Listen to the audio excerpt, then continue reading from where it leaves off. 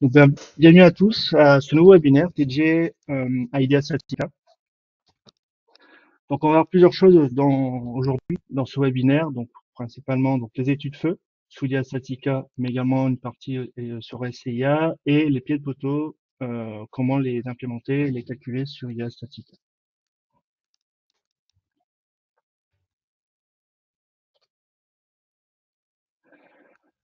Avant toute chose, quelques infos pratiques. Donc, forcément, les micros des participants est muté. Si vous avez la moindre question, n'hésitez pas à utiliser l'encart prévu à cet effet. Et enfin, comme tout le monde le sait maintenant, nos webinaires sont enregistrés et sont disponibles sur notre chaîne YouTube euh, sur Internet. Donc, bonjour à tous, je suis Dimitri Desrenaud, je serai votre présentateur aujourd'hui. J'occupe la fonction chez SIA de Customer Success Engineer au support technique. Ça fait ça fait plus de 3 ans d'ailleurs que je travaille pour SCIA et également pour le support IDEA Statica. Donc le contenu de ce nouveau webinaire sera consacré en deux parties. L'étude feu sous IDEA et on fera également une petite aparté sur SCIA. On va commencer par une introduction pour rappeler un peu les bases sur l'étude feu, plutôt les bases normatives. On va après passer sur l'importation du modèle analytique de SIA vers IDEA Checkbot. Puis, on parlera de la modélisation de l'assemblage. On va rentrer pas trop dans les détails, mais on fera une petite modélisation de l'assemblage et bien sûr le paramétrage du modèle pour l'étude feu de l'assemblage en question. Et enfin, pour finir ce premier chapitre, on fera la vérification de l'assemblage sous la situation d'incendie. Deuxième partie de ce webinaire, ça sera plutôt consacré au pied de poteau sous IDEA Statica en faisant 3 exemples. Un pied de poteau simple. On fera également un sous-exemple avec un pied de poteau un peu plus complexe, mais bon, ça restera assez simple. Un pied de poteau avec des ancrages, plutôt une platine décalée par rapport à la base. Et enfin, les pieds de poteau avec pré-scellement. Donc, premier chapitre, l'étude feu sous SIA et IDEA Statica.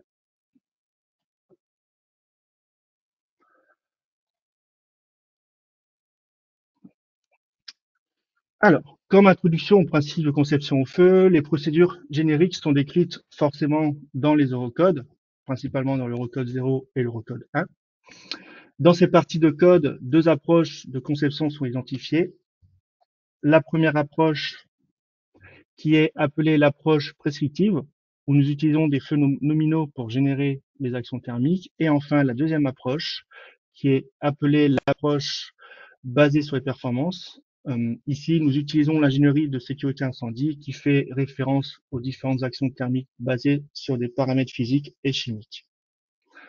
Dans IDEA Statica et dans SIA, bien sûr, nous allons utiliser cette deuxième approche, puisque nous analysons des parties de la structure ou pour effectuer ce type d'analyse, IDEA ou SIA ont développé des outils pour déterminer avec précision les actions mécaniques et les conditions limites des sous-structures, qui sont alors sous réserve d'une analyse poussée. Lorsque je parle bien sûr de sous-structures, on entend par exemple des assemblages, donc des connexions pour la partie IDEA ou des portiques ou des members, enfin des différentes poutres ou des poteaux par exemple.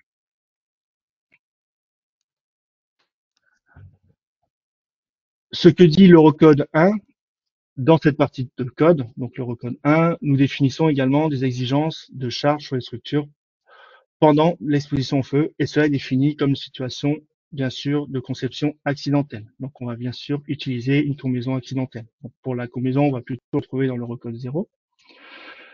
L'action représentative de la charge variable est définie dans ce paragraphe, donc l'Eurocode 0.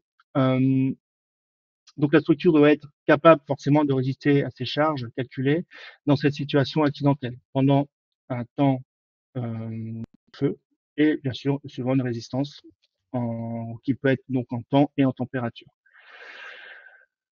Un autre aspect qui peut être important dans le calcul est la sélection des courbes temps et température, qui est essentiellement la température des gaz et des surfaces des membres, plutôt des sections, en fonction du temps.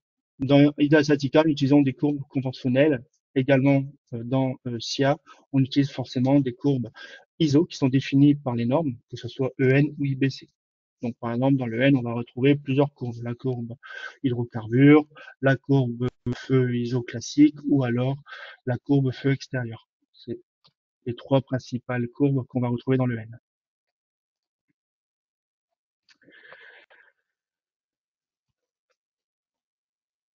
En complément de ce que j'ai dit précédemment, donc ce qui a été décrit précédemment, bien sûr, existe, enfin, excusez-moi, il existe également des règles spécifiques pour chaque matériau qui sont couvertes par les EN, dans les Eurocodes. Dans le cadre du webinaire d'aujourd'hui, bien sûr, nous discuterons des structures en acier, forcément, et qui sont couverts, bien sûr, par l'Eurocode 3, partie 1.2, donc qui est l'Eurocode dédié au calcul des assemblages, mais pour la partie DA, mais également des poutres et des différents éléments pour les aciers, enfin les structures en situation d'incendie. De sorte que pour effectuer donc ces différents contrôles sur les assemblages ou les éléments en acier, nous devons bien sûr appliquer des règles supplémentaires, hein, comme est prescrit dans la norme. Donc on va commencer par la première courbe qui est reprise ici tout en haut. Donc c'est la courbe de contrainte d'information. Puisqu'IDEA, comme vous le savez, utilise une analyse matériellement non linéaire pour la courbe de contrainte des formations, la température à température élevée qui se produit lors d'une situation d'incendie, ces relations doivent être modifiées conformément aux dispositions de cette partie de code. Et en raison, et la raison forcément que nous devons tenir compte forcément d'une perte de résistance. Dans ce diagramme, là, on peut constater, dans le diagramme contrainte des formations, nous constatons qu'à partir d'un certain temps, on peut voir apparaître une troisième branche, hein, donc c'est la branche ici, où on a une perte significative de résistance après un certain temps et une certaine température. Une autre façon de représenter cet effet est d'utiliser des facteurs de réduction pour les différentes propriétés du matériau. Par exemple, lorsque la température augmente, il y a des facteurs qu'on va venir introduire qui vont baisser significativement les propriétés correspondantes.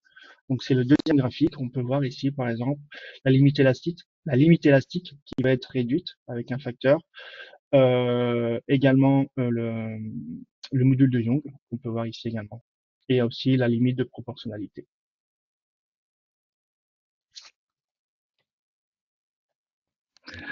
Donc, j'ai repris très rapidement ici dans ce slide les deux formules qui vont être utilisées, que ce soit pour SIA ou pour IDEA. L'évolution de la température dans les aciers, que ce soit non protégé ou protégé. Donc la première formule pour les aciers qui sont non protégés, qu'on retrouve ici, et la deuxième formule pour les aciers protégés. Voilà, donc on finit un peu le point axé théorie et normatif, excusez-moi. Maintenant, on va passer au lien entre SIA et IDEA Statica. Donc, je vais ouvrir ici SCIA, que je vais faire passer par contre de l'autre côté. Voilà.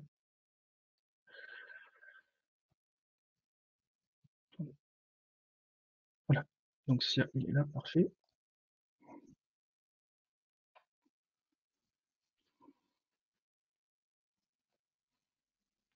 Voilà. Si je veux bien voilà. Donc, je vérifie que vous avez bien l'écran. Oui, c'est parfait. Donc, normalement, là, vous devez tous voir SCIA d'ouvert.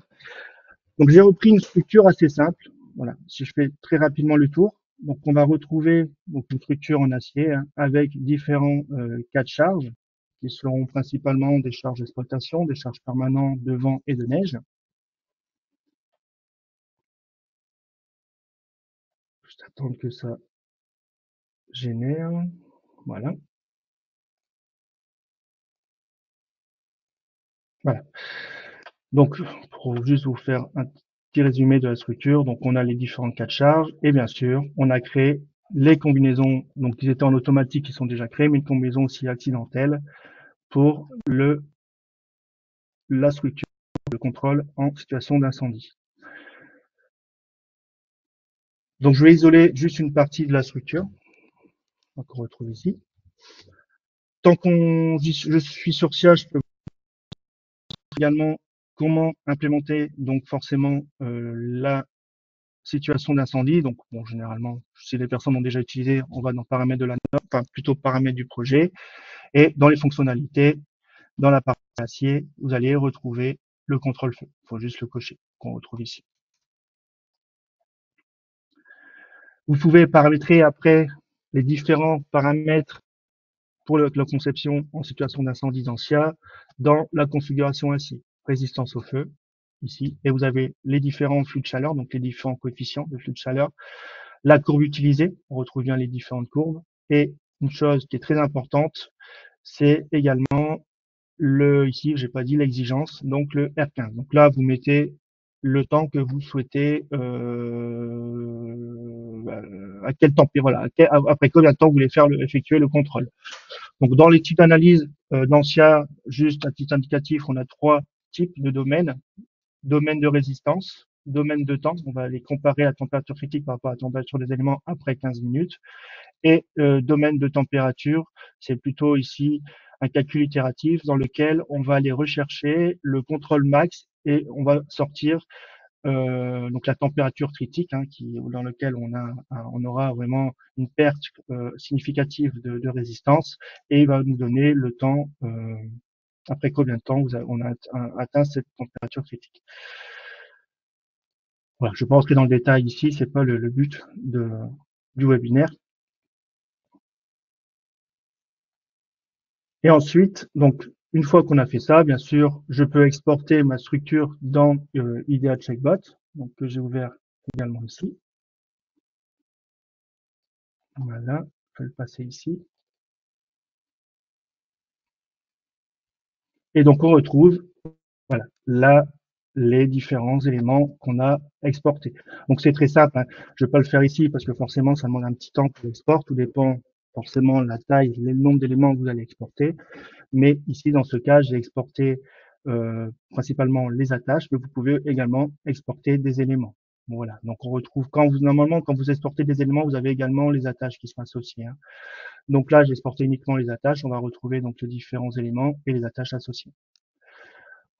J'ai également créé quelque chose qui est très important également dans ces ingénieurs, c'est qu'il faut également éclater dans les charges, dans les combinaisons, afin de les extraire dans le checkbot, éclater les différentes combinaisons automatiques en combinaisons linéaires.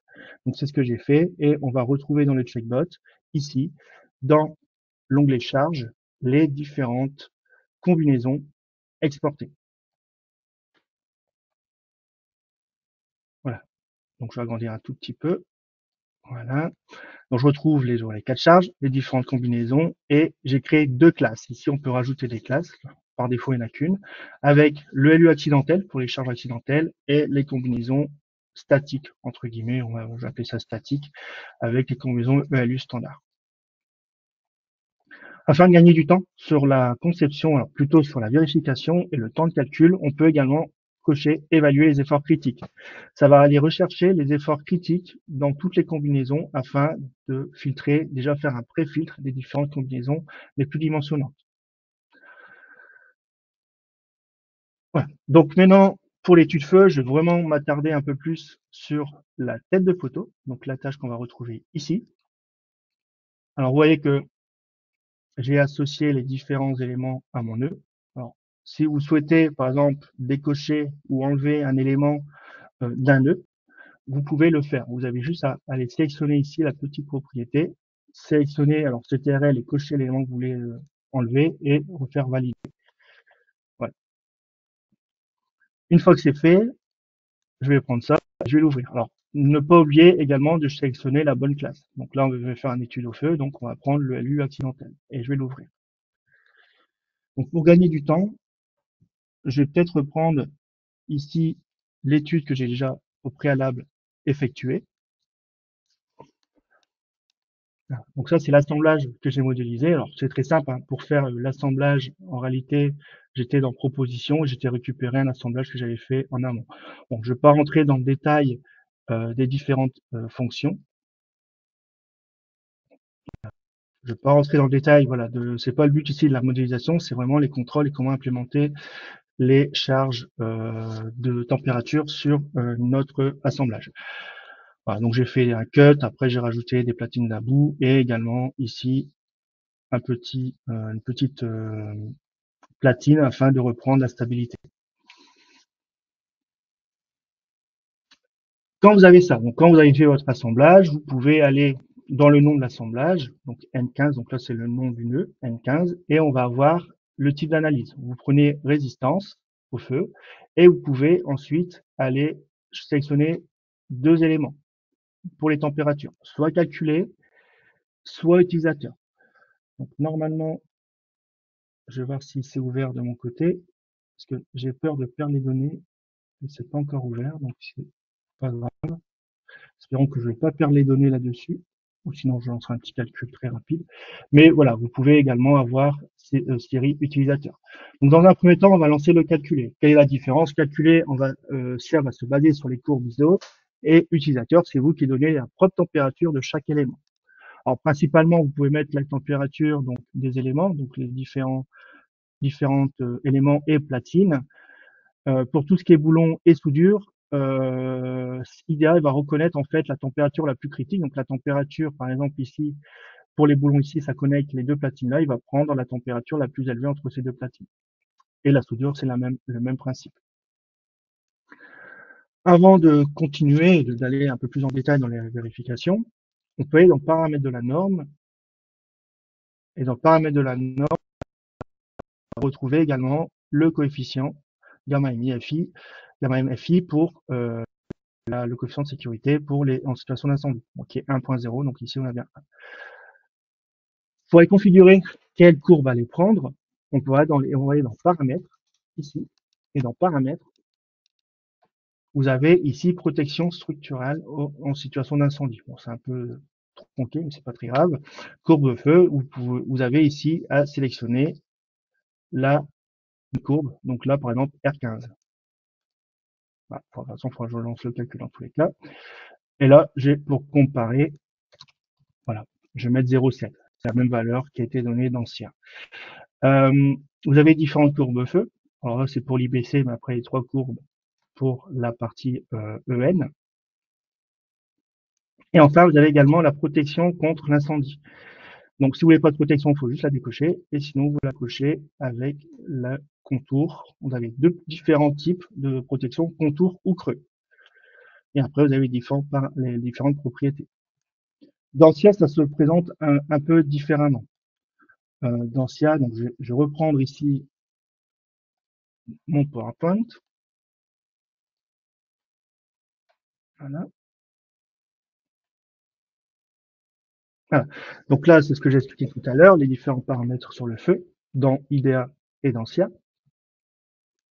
Donc une fois que vous avez lancé un calcul, vous allez retrouver donc le résultat, plutôt la synthèse des résultats, et vous allez donc la synthèse d'analyse et des formations locales qui restent assez générales, hein, qui sont identiques à d'autres types d'analyses qu'on peut faire avec IDEA Connection. Les platines, pareil, sauf que là, dans les platines, vous voyez qu'on a également la température par platine. Donc j'ai comparé un calcul que j'ai fait avec IDEA R15 et un calcul que j'ai fait également sous SIA en R15. Vous voyez qu'il y a quand même des légères différences. La différence s'explique du fait que dans SIA, on va plutôt avoir une température uniforme. Donc, je m'explique là-dedans ce que ça veut dire. C'est que on va avoir une température égale dans n'importe quelle platine de la section.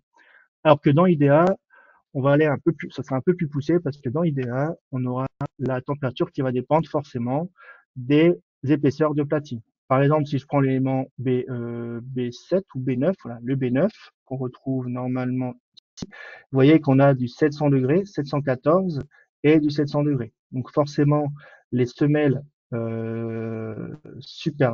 c'est ça, les semelles inférieures et supérieures vont chauffer peut-être plus ou moins, tout dépend de l'épaisseur par rapport à l'âme. Voilà. Donc l'âme, elle est bien ici à 714 parce qu'elle est plus fine. Voilà. La saisie manuelle, donc ça se rentre très facilement. Donc grâce à l'entrée d'une température directement dans IDEA. Je reprends ici mon modèle. Ça, je vais fermer. Je le ferai plus tard. Voilà, je vais juste prendre 5,5 parce que c'est l'épaisseur que je vais entrer tout à l'heure. Et ici, ce sera 1200. Voilà. Donc ça, c'est les valeurs que j'ai pris pour comparer après avec SIA. Ces valeurs que j'ai dans SIA également. Pour les températures manuelles, donc forcément, vous devez cocher. Je vais reprendre mon élément. Voilà, excusez-moi. Non, R. Voilà, N15. Donc forcément, dans température, vous mettez série utilisateur et vous avez également entré des températures. Donc pour entrer une température, c'est comme une opération. Vous avez ici l'onglet température, vous cochez sur température et après, vous n'avez plus qu'à associer les températures aux différents éléments. Ici, vous avez juste à cocher ici la petite flèche et sélectionner les éléments que vous voulez mettre à certaines températures.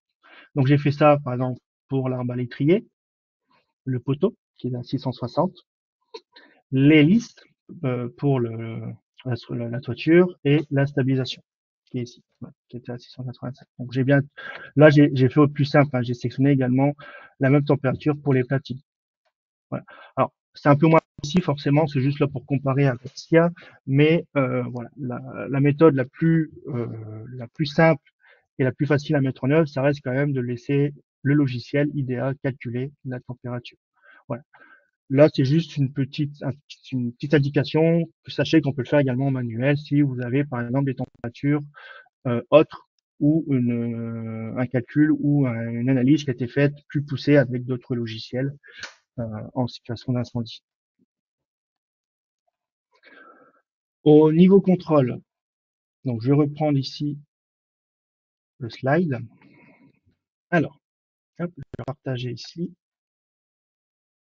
Voilà. Donc là maintenant, vous avez la vue sur le slide.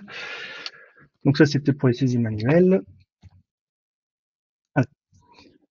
Avant de passer au résultat, on va juste un petit aparté sur la protection dans SIA et dans IDEA. Bon, dans IDEA, je vous ai montré comment ça fonctionnait. Dans SIA, c'est pareil, c'est le même principe.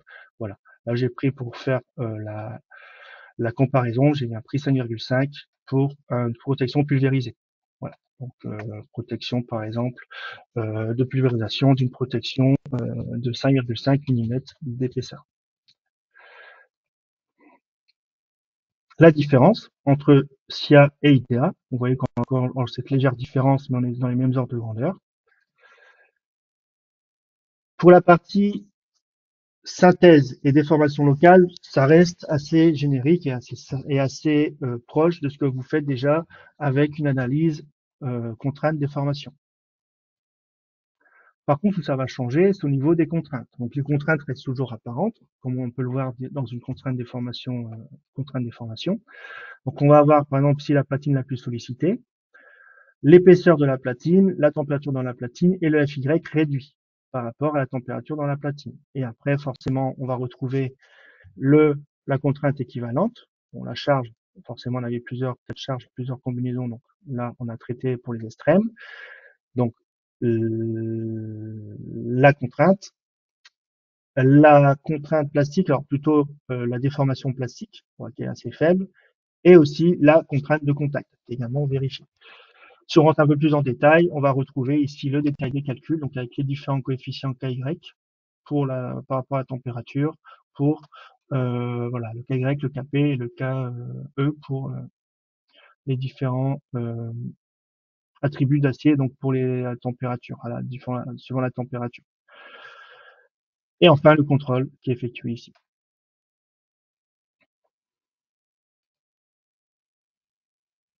Pour les soudures, on reste toujours dans le même principe, sauf qu'on va inclure forcément la température dans la soudure. Donc, on va ici comparer.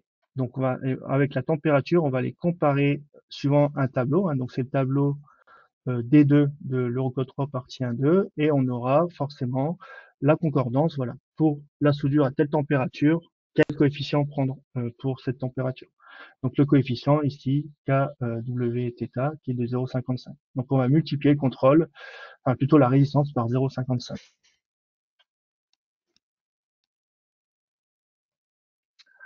Et pour les boulons, même principe, on peut avoir également le cisaillement dans le boulon et la traction dans le boulon. Et forcément, le tableau de résultats avec les différentes composantes et les différents contrôles de traction, de cisaillement et de traction combinée avec le cisaillement. On a également la température dans les boulons qui sera la température, comme je dis précédemment, comme les soudures d'ailleurs. Soudure et boulons auront la température de l'élément qu'ils assemblent entre eux avec la température la plus extrême, donc la plus élevée. Donc le contrôle détaillé des boulons qu'on retrouve également ici. Voilà, donc on retrouve forcément les mêmes contrôles que en statique, en situation d'incendie, mais avec des coefficients minorateurs pour la température donnée des boulons.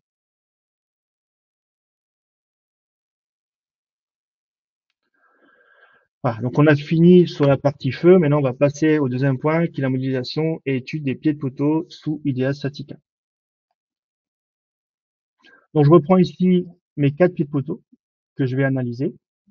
Donc le pied de poteau simple, avec frottement, un poteau un peu plus compliqué, mais où le cisaillement, donc là, dans le premier cas, c'était le cisaillement repris par frottement.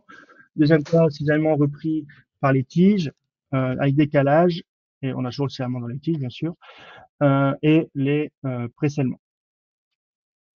Donc là, le premier assemblage, c'était avec frottement. Donc je ne vais pas rentrer dans le détail de la modélisation, je vais juste expliquer comment j'ai modélisé. Bon, bien sûr, j'étais recherché les efforts dans le checkbot, enfin plutôt dans les checkbot, et là, je vais reprendre le premier point qui était celui-là. Voilà, donc je vais aller dans conception.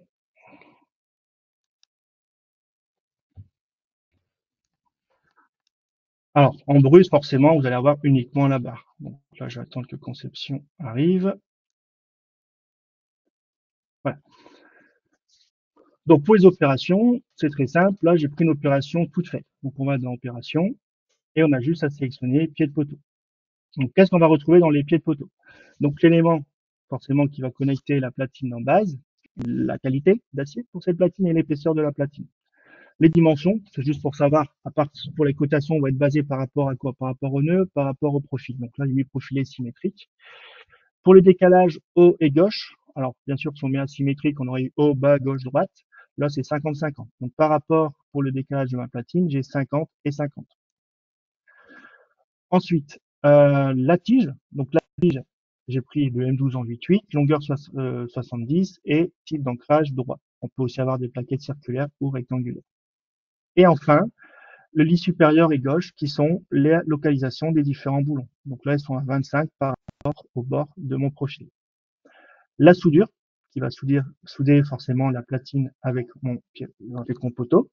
Et enfin, les fondations, qui sont quand même très importants ici pour calculer les ancrages. La classe de béton, le décalage, donc 200 c'est 200 de chaque côté. La profondeur de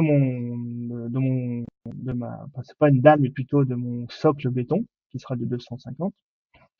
Et le transfert d'effort au cisaillement. Donc, comme je vous ai dit, il y avait frottement, bêche, tige ou glissant. Donc, on va rentrer dans le détail pour tout. On va plutôt faire des analyses ici en frottement.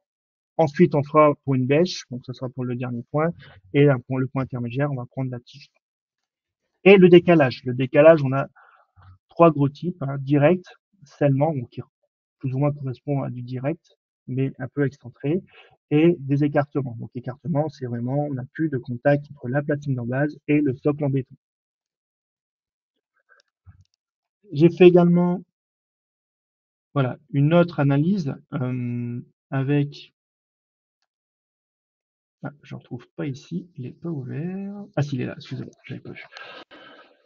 Voilà, donc une analyse un peu plus, enfin plutôt une modélisation un peu plus complexe. Voilà, si je rentre un peu dans le détail sur la modélisation, c'est juste pour mettre en lumière d'autres façons de modéliser pour les pieds de poteau. Alors ce que j'ai fait, c'est que là c'est pour une jambe de force. Donc j'ai une platine d'en base que j'ai créée, qu'on retrouve ici, par rapport au nœud de l'assemblage. Je vais juste dézoomer un petit peu. Voilà. Faites pas attention au petit bug graphique derrière là, c'est pas grave. Ensuite, attendez, voilà. Ensuite, j'ai créé des tiges. Vous voyez qu'ici, au lieu de passer par une opération directement toute faite, parce que je pourrais pas le faire sur ce type d'élément, parce que vous voyez que je vais rajouter des platines, de raidissement, je vais passer par donc la platine et ensuite des boulons. Et en fait, dans boulon, vous avez également la possibilité de prendre tige. Donc là, vous avez soit boulon, soit contact, soit les axes, vous êtes sur la version 24, ou les tiges. Donc je vais prendre tige. Le nombre d'éléments que la tige va traverser, bah forcément, c'est une platine. La fixation, avec les coordonnées d'une position de mes boulons. Alors bien sûr, vous pouvez également aller dans l'éditeur et supprimer un boulon, comme on peut le faire en faisant juste éclater. Et ensuite la fondation. Voilà, donc c'est un nouveau bloc. Pourquoi on peut aussi avoir on a la possibilité d'avoir deux choix, soit nouveau bloc, soit bloc existant. Par exemple, si vous voulez rajouter une nouvelle platine à côté sur le même bloc. À quoi est associé forcément ce bloc? Il peut être soit associé à une platine, soit à une platine d'éléments. Ça veut dire qu'on peut se passer d'une platine d'ancrage et directement mettre un ancrage sur la platine d'un élément. Voilà. La qualité de béton, le décalage, la profondeur qu'on a vu précédemment. Là, le type de transfert de cisaillement, ce sera des tiges et en direct.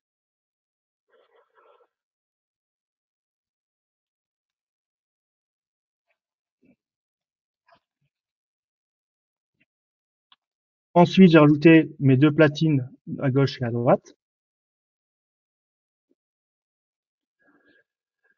Et les coupes de ces platines. Et enfin, mon axe qu'on va venir ici, l'axe d'articulation. Une autre façon également de modéliser, ça sera avec les platines excentrées. Donc c'est l'écartement qu'on va retrouver ici. Voilà. Donc pour l'écartement en conception,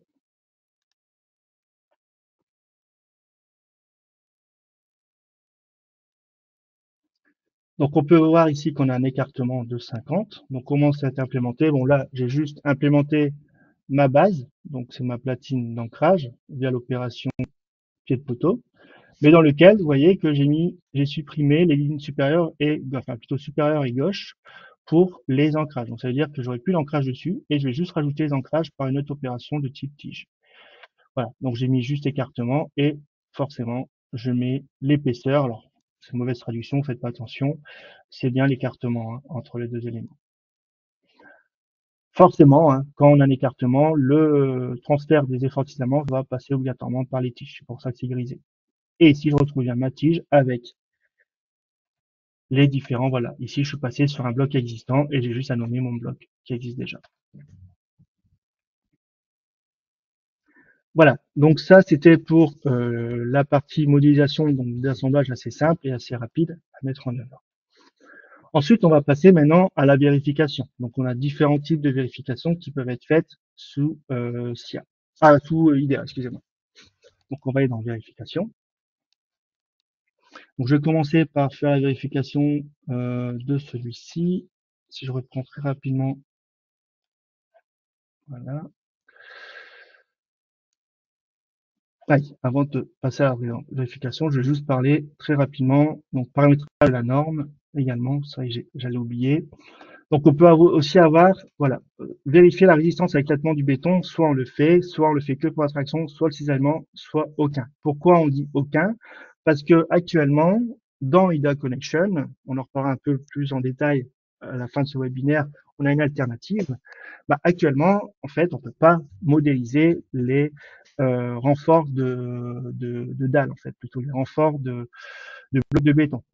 On entend par là faire le ferraillage. Donc c'est pour ça que là on peut mettre aucun. On va pas vérifier tout ce qui est éclatement et extraction par tonne de béton et ainsi de suite. Et on pourra laisser la possibilité aux concepteurs et plutôt aux vérificateurs du béton de faire ce calcul via d'autres logiciels. On retrouve également tout ce qui est paramètres sur le bloc béton, principalement par exemple si on a un béton fissuré ou non. Par défaut, on est toujours en fissuré. Et le coefficient de frottement qui sera important. En fait, ça, c'est quoi le coefficient de frottement? C'est le coefficient de frottement entre une platine et le bloc béton. Principalement, ce sera ce coefficient qui sera utilisé quand on a du cisaillement par frottement. Enfin, quand on a la résistance au cisaillement due au frottement. Dans vérification, plusieurs choses.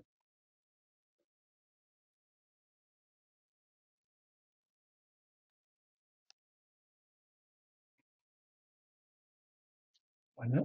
Donc, je vais reprendre le PPT. Voilà. Donc, je vais pas entrer dans le détail, je vais rentrer un peu plus dans le détail après. Ça, j'ai pas besoin de le montrer directement dans l'IDEA. C'est le contrôle, on va dire standard, hein, donc déformation, contrainte, axe et soudure. Donc ça, je vais pas entrer dans le détail parce que c'est le même style qu'on va retrouver dans des dans tout type d'assemblage. Donc on va avoir forcément les contraintes de déformation avec la synthèse, les différents contrôles donc par platine,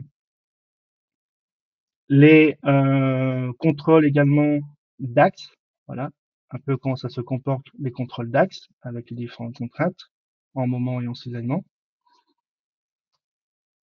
Les contrôles des soudures, voilà, ça vous connaissez un peu, hein, si vous avez déjà utilisé IDEA Statica, avec les différentes contraintes et les différents diagrammes des contraintes et la contrainte équivalente. Et enfin, maintenant, on va passer sur le contrôle des tiges. Donc, pour les contrôles des tiges, je vais juste passer sur IDEA pour vous montrer plus en détail. Et je vais prendre ici. Donc, pour le contrôle des tiges, ben, vous allez forcément dans tige. On va retrouver donc le contrôle global, donc ça veut dire les différents contrôles donc, unitaires et les différentes sollicitations en traction, cisaillement principalement. Donc je vais prendre ici un exemple de l'ancrage le plus sollicité qui va être celui-là. Donc le A1 ou A2, c'est la même. Donc qu'est-ce qu'on va retrouver comme contrôle? Je vais faire clic droit. Voilà, c'est juste pour aller plus en détail, alors plus facilement entre guillemets la note de calcul, hein, parce que vous voyez que dans IDEA c'est un peu restreint au niveau de l'aperçu. Donc on va retrouver forcément déjà une première synthèse, bon, pas une synthèse, mais une introduction pour vous dire quand même qu'il y a certains contrôles qui ne sont pas effectués. Pour ça, je reviendrai un peu plus en détail à la fin du webinaire, comme je l'ai dit précédemment. L'attraction, parce que notre tige l'acier résiste à l'attraction, voilà, sans parler du béton, mais là uniquement l'attraction de la tige. Les différents résistances d'éclatement de béton dus à la tige en traction, avec les différents facteurs. Donc vous voyez qu'il y a pas mal de facteurs à calculer. Manuellement, c'est quand même assez répétitif et assez complexe. Ça peut être assez complexe. Donc là, vous mettez quand même le détail assez poussé. Les différents contrôles, la résistance au cisaillement, voilà, et oui, au cisaillement, et également au niveau rupture par cône, enfin plutôt par bord de dalle, hein, pour le cisaillement. La résistance béton par effet de levier, après les différentes interactions de cisaillement traction. On peut aussi afficher donc forcément les flèches. Vous voyez qu'on a les flèches de traction et de cisaillement. Mais si vous allez dans vérification béton, vous pouvez également afficher voilà le ACN hein, qui va être entre guillemets pas le code, mais comment vont travailler les ancrages. Donc vous voyez que pour un des contrôles, j'ai dû fermer trop vite, mais si je reprends très rapidement le contrôle, vous voyez qu'il vous dit pour l'attraction, voilà, que la vérification est effectuée pour un groupe de tiges qui forme un arrachement par cône commun en traction. Donc c'est-à-dire c'est un gros cône de béton ici qu'on va venir arracher enfin pas à l'ancrage, mais plutôt au socle béton. Vous avez également donc la vérification du bloc de béton. Donc ça, pour la vérification du bloc de béton, je vais passer sur un autre exemple qui sera un peu plus significatif, qui est celui-là. Donc pour le contrôle du bloc de béton, donc ici nous sommes sur du cisaillement en frottement. Juste pour rappel, là rien passe par les tiges en cisaillement. Donc vous voyez que si je reprends très rapidement, je vais attendre que ça charge, si je reprends les tiges,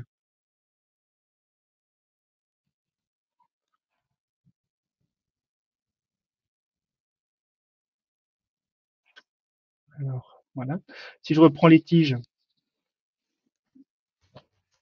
et je prends la tige la plus sollicitée, bon je vais prendre celle-là, de toute façon c'est pas l'important, c'est juste pour vous montrer les contrôles.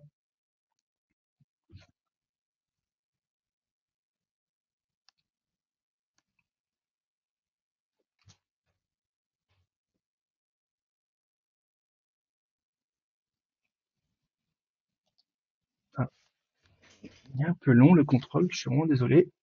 Voilà, agrandir. Ouais.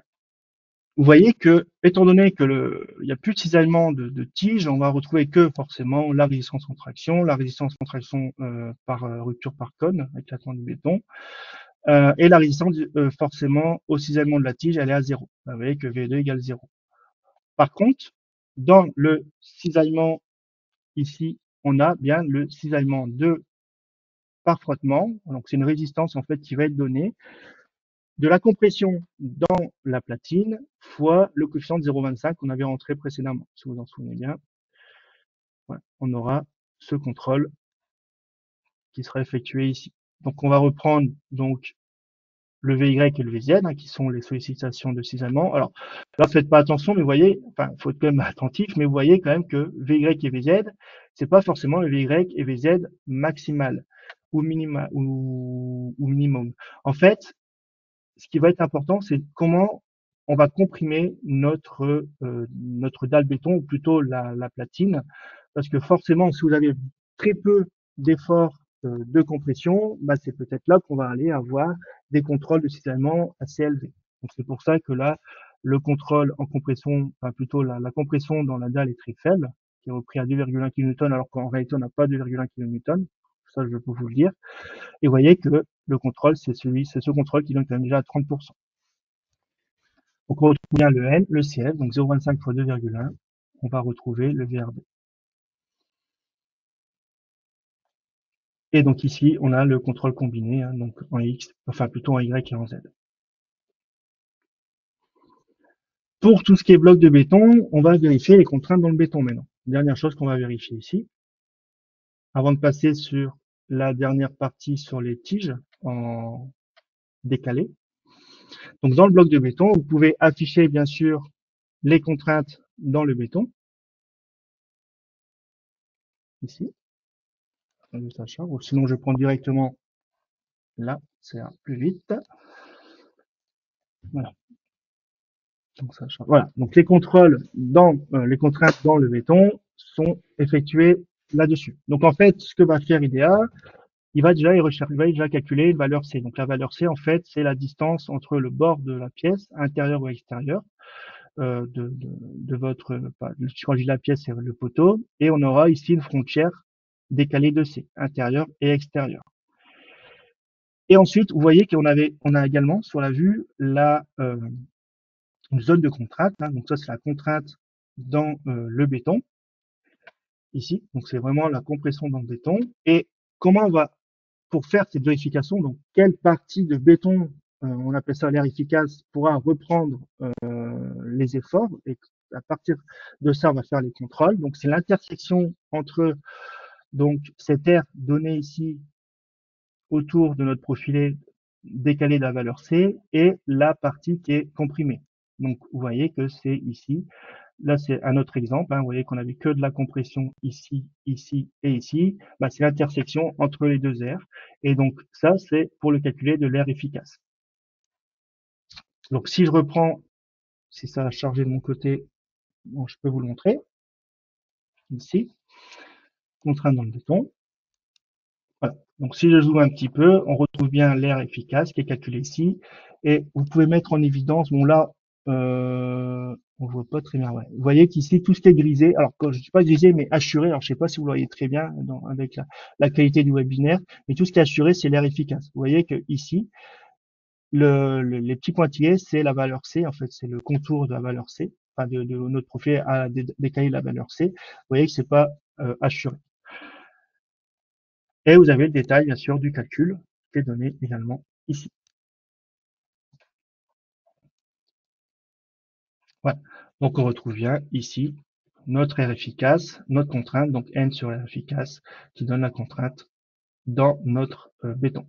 Et forcément, la résistance du béton donnée avec les différents coefficients. Dernière chose que je vais vous montrer sur la partie pied de poteau, avant de passer au pré-scellement, c'est les platines décalées. Donc pour les platines décalées, je vais dans vérification, dans tige.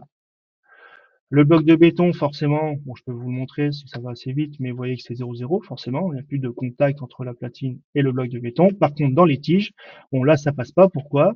Parce qu'on a un contrôle supplémentaire qui est effectué. Voilà, les contrôles qui sont négligés, les contrôles qui sont effectués en plus. Ce qui va être fait en plus, c'est forcément, qui dit qu'on a un décalage, on aura une longueur de flambement de cette tige. Donc on va calculer la longueur de flambement de la tige et forcément la résistance de la tige au flambement. Vous avez également un deuxième contrôle qui est un peu plus bas, donc ça je vais passer ces contrôles-là, qui est la flexion dans la tige également. Forcément, on a une flexion dans la tige. Alors vous allez me dire comment est calculée cette longueur de flambement. Je vais revenir très rapidement dans mon PowerPoint et c'est la slide suivante. Voilà ici. Donc déjà, la longueur théorique qui va être prise, alors c'est pas la longueur de flambement, là c'est la longueur pour l'instant L, qu'on va nommer grand L, donc qui est la le demi-diamètre de notre ancrage, le gap c'est voilà, c'est les 50, donc c'est la distance entre le bord de dalle, enfin plutôt la surface de la dalle et le bas de notre platine, et la demi-épaisseur de platine. Donc là j'avais du 12, donc c'est du diamètre 12 divisé par 2, la platine 10 divisé par 2, plus 50, 61. Voilà. Vous avez également deux comportements de platine, soit une platine assez souple ou une platine assez raide. Donc, dans la platine souple, bah, forcément, on va avoir comme un poteau en porte-à-faux. Donc, un nœud déplaçable, donc ça sera 2 fois la longueur pour la longueur critique. Et longueur critique est égale à L pour une platine très raide. Voilà, comme on voit ici, enfin plutôt le comportement. Et donc, comme je vous ai expliqué, on a deux contrôles qui se rajoutent, la résistance en compression et la flexion détachée. Et également le cisaillement détaché qui est aussi donné. Maintenant, on va passer au pré-scellement. Alors, pour le pré-scellement, hop, je vais juste passer très rapidement, et ça, je vais le garder pour le contrôle après. Alors, pour le pré-scellement, il est où le pré-scellement? Il est là. Voilà. Donc, au niveau opération, qu'est-ce que j'ai fait? Donc, j'ai créé une première platine. Donc, la première platine, c'est la platine qu'on va retrouver ici. C'est cette SP1, oui, c'est cette platine-là. Oui, c'est ça. Donc ça, c'est la première platine. Puis ensuite, j'ai fait une deuxième platine. Donc, ben, je l'ai déjà maîtrisé, cette platine. Une deuxième platine, mais vous voyez qu'ici, je l'ai mis origine par rapport à une platine et le type renfort. Ça veut dire que même si je change la géométrie de ma platine, alors plutôt pas géométrie d'air, mais plutôt enfin de largeur, largeur sur longueur, mais plutôt d'épaisseur, ben, ma deuxième platine va toujours la suivre. Alors, petit aparté également, là-dessus, vous voyez que la deuxième platine qui va être pré-scellée, hein, qui va être noyée dans le béton, n'est pas en réalité noyée dans le béton, parce que IDEA ne gère pas encore parfaitement les pré-scellements. Donc ça, c'est une technique pour modéliser un pré-scellement qui se rapproche un peu de la réalité, mais qui a encore une légère différence du fait que cette platine n'est pas noyée. Donc ici, forcément, donc j'ai mis derrière, donc ça veut dire qu'on va venir contre la platine. J'ai enlevé les soudures parce que c'est juste en contact. J'ai rajouté une deuxième platine, enfin plutôt une troisième platine qui sera cette platine ici pour après couper mon élément. Voilà. Étant donné que la platine est beaucoup plus faible par rapport à l'élément. Donc j'ai coupé après mon élément et ma platine. Donc, j'ai coupé ma platine par rapport à cette platine-ci. J'ai coupé mon élément B7 par rapport à cette platine-ci. Comme ça, le fait d'utiliser des coupes, ça permet également d'utiliser les soudures directement. D'ailleurs, ouais, une petite erreur. Il manque une soudure, mais c'est pas très grave. Ensuite, j'ai fait également les coupes. Donc forcément, j'ai coupé mon B7 par rapport à cette platine-ci et j'ai rajouté mes deux ancrages de type tige ici avec un nouveau bloc dans lequel j'ai mis type de transfert bêche. Donc après, on n'a plus qu'à renseigner la bêche, la longueur de la bêche et la position de la bêche et la rotation de la bêche. Voilà. Donc la bêche se trouve ici. Si je me mets en vue de dessus, la bêche, on la voit ici en bas. Okay. Niveau résultat. Donc après avoir lancé le calcul, je vais dans vérification.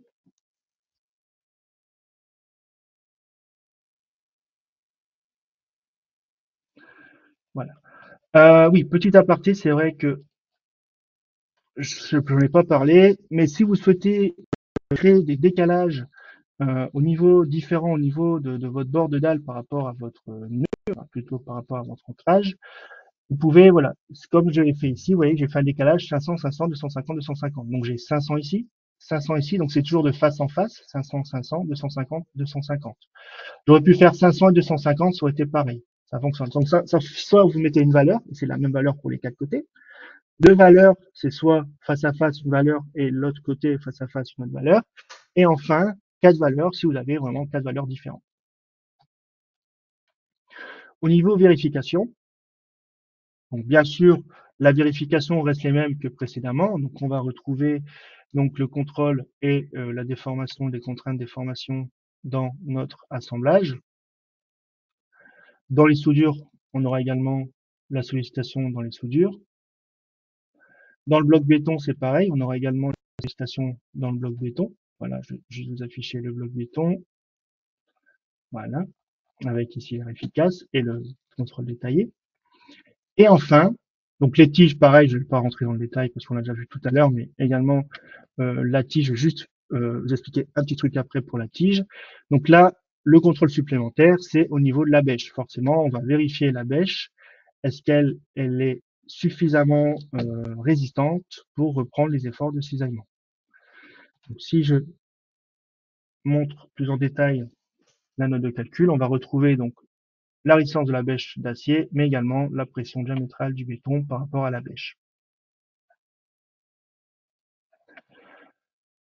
Et pour les tiges, voilà. Donc les tiges, vous voyez que forcément, normalement, on a également un contrôle de cisaillement de la tige. Sauf que le contrôle de cisaillement de la tige qui est fait ici, c'est le contrôle du plan de cisaillement entre les deux platines. Ok. Donc forcément, c'est pour ça qu'on va retrouver également un cisaillement de la tige dans le contrôle qui est ici, un peu plus bas, résistance du cisaillement de la tige, donc c'est bien la résistance de la tige en cisaillement. Donc V2, c'était 4,8, et donc 4,8, c'est normalement, voilà, 4,8, bon après forcément des 10,4 divisé par 2, voilà, à peu de choses près, on est dans les mêmes grandeurs. C'est tout ce que je vais parler là-dessus. Je reprends très rapidement voilà, ici, mon PowerPoint. Donc, les différents contrôles qu'on a effectués. Voilà, donc après, le contrôle de la tige en pré-scellement. Voilà, avec les cisaillements, les tractions. Le contrôle de la bêche pour le cisaillement de la bêche. Voilà. Voilà, on vient à un dernier point maintenant qui est forcément, dans IDEA Statistical Connection, il y a encore des contrôles manquants. Donc, exemple de contrôle manquant. Donc là, à droite, j'ai repris vraiment la synthèse. Donc, le petit V, c'est quand c'est les contrôles qui sont pas manquants, enfin, qui sont faits à 100%. La petite croix, c'est pour que ça manque. Et pour le petit I, c'est que ça fonctionne uniquement pour certains types d'ancrage. Okay. Donc, forcément, donc, la rupture avec extraction glissement des fixations. Donc, c'est les tiges mécaniques préinstallées. Après, il y a aussi un contrôle qui manque, c'est la rupture combinée, béton et par extraction glissement. Donc, c'est fixation à scellement. Les ruptures par fendage du béton, voilà, qui est repris ici, c'est le E. Rupture par éclatement du béton. Donc l'éclatement du béton, bah c'est, je pense que c'est plutôt rupture par extraction. Donc le premier c'était le D, le deuxième, je pense c'est pour certains types en fait, parce que là quand il y a le petit I, c'est parce que vous avez ça fonctionne uniquement quand vous avez des plaquettes. Quand c'est juste un élément qui est qui est droit, qui n'a pas de plaquette, le contrôle n'est pas encore effectué. Et enfin, gros point, c'est la demande supplémentaire de ferraillage. Forcément, comme je l'ai dit, on ne peut pas faire de ferraillage. Pour tout ce qui est cisaillement, bonne nouvelle, tout est vérifié. C'est pour ça que maintenant, vous voyez qu'on a quand même des contrôles qui sont manquants. C'est pour ça qu'IDEA ont développé un outil supplémentaire qui s'appelle IDEA donc Detail, hein, donc c'est Detail 3D qui est pour l'instant en version bêta, en tout cas jusqu'au 8 novembre. Petit aparté, c'est que pour utiliser cet élément, donc pour faire l'export, c'est très simple en fait. Hein, vous allez directement dans IDEA. Je vais prendre un pied de poteau, je vais prendre plus précisément. Et normalement, dans conception, alors peut-être que je l'ai pas activé parce que j'ai pas la licence adéquate. Voilà, bêta, ici. Alors, c'est bon. Voilà. En fait, je vous dis pourquoi j'ai pas la licence adéquate ou j'ai la licence adéquate, c'est du fait que, pour l'instant, Bon, on peut le tester gratuitement parce que c'est en version bêta, mais quand ce sera commercialisé, il faudra une licence complète. Donc, ça veut dire qu'il faudra une licence style pour utiliser IDEA Collection et une licence béton concrète pour utiliser IDEA 3D Detail. Alors, qu'est-ce qu'il va faire en plus? Ben, déjà, on va avoir un peu plus de contrôle effectué. Donc, il va combler le manquement pour tout ce qui est au niveau contrôle en traction. On pourra, gros point également, rajouter le ferraillage. Par contre, vous voyez qu'il y a certains éléments qui manquent comparé à Connection. Là, on pouvait faire un contrôle de cisaillement complet. Là, vous voyez que bon, il y a certains éléments qui ne sont pas encore vérifiés, mais c'est assez complémentaire. Donc, on peut déjà faire un premier contrôle avec Connection et complémenter les contrôles qui vous manquent avec IDEA 3D Detail. Donc forcément, dans la version actuelle d'IDEA Statica 3D, hein, pour la partie cisaillement, il y a une limitation lorsque la force de cisaillement n'est transférée que par frottement entre les plaques de base et de béton. Par conséquent, cet avis n'a qu'un caractère indicatif. Encore une fois, il convient de souligner que seul le béton armé est nécessaire ici. En conclusion, ce qu'on peut conclure là-dessus, donc l'application IDEA Detail 3D peut servir d'outil pour l'évaluation supplémentaire par rapport à IDEA Statica Connection. En raison de la méthode et de la façon dont l'application est conçue, pour le moment, l'application Detail ne convient que aux semelles renforcées donc aux semelles, pas aux radiers ou alors aux dalles en béton. C'est vraiment des semelles. Et bien sûr, veuillez noter que pour le moment, c'est une version bêta. Alors, on a eu écho, bien sûr, petit indicatif, il y a toujours à prendre avec des pincettes, c'est que le 3D Detail Beta pourra normalement, quand il va sortir en version commerciale, on aura sans doute la vérification en cisaillement pour l'ancrage, le cisaillement d'ancrage et la flexion dans l'ancrage. Voilà. Donc, si vous avez des questions, je vois qu'il y a quand même quelques questions. Alors, avant de répondre aux questions, juste n'hésitez pas à consulter sur IDEA Statica le Support Center, ou alors, si c'est des questions un peu plus techniques sur SIA, n'hésitez pas à nous contacter également au support technique, soit par numéro de téléphone si vous êtes encore sous maintenance pour SIA ou IDEA, ou via par mail à support@sia.net. Je vais regarder les différentes questions que j'ai ici.